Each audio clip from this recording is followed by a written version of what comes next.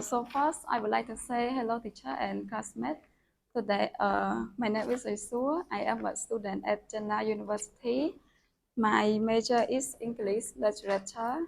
Today, I will talk about the famous story is Romeo and Juliet. But just summary, now let's start with me.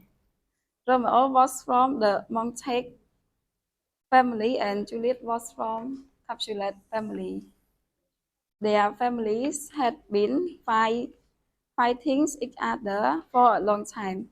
Romeo and Juliet met at a party while the families were celebrating and they fell in love immediately. The problem started when Juliet's parents had decided that she should marry Paris. Juliet did not love Paris, so she drank a potion that made her look dead. At the time, Romeo had not known the plan, and he was thinking that Juliet was really dead. He drank potion and died beside her.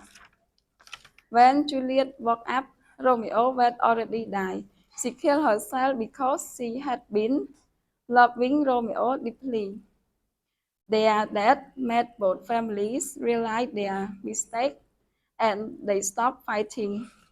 Thank you, teacher and classmates, for paying your attention.